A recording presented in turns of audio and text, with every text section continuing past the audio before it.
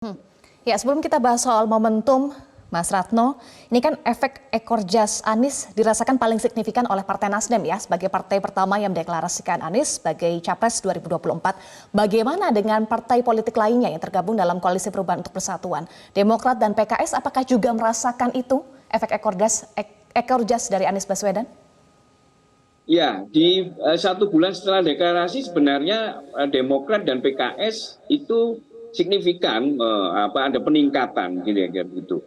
Nah, terutama PKS ya yang setelah ada mengumumkan bahwa PKS juga mengusung Anies Baswedan itu mengalami peningkatan di bulan November, Desember sampai Juni gitu. Meskipun tidak terlalu tinggi seperti Nasdem gitu.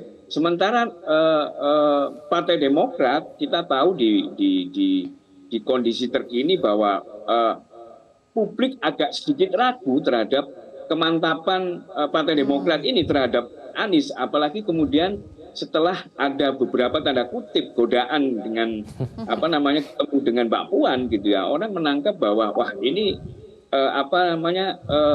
Partai Demokrat sudah mau hengkang nih dari partai koalisi perubahan kira-kira begitu, dan itu pasti akan menyebabkan efek keterpilihan Partai Demokrat. Baik, artinya konsistensi partai politik yang tergabung dalam sebuah koalisi ini juga mempengaruhi ya elektabilitas partai politik tersebut, Mas Ratno. Betul Mbak Eva, betul. Jadi menjaga konsistensi ini memang tidak mudah gitu ya. Partai koalisi harus menciptakan momentum-momentum gitu.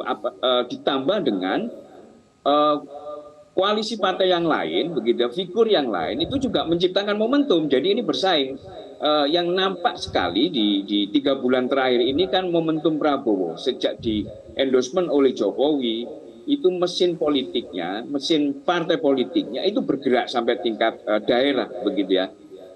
Di survei kami di Jawa Timur itu basis pemilih Anies itu tergerus oleh basis pemilih Prabowo gitu, hampir separuh sendiri gitu. Kira-kira seperti itu Mbak Eva, Mas Iqbal. Oke, jadi momentum dan ini terkait dengan exposure yang tadi sudah kita bahas sebelumnya.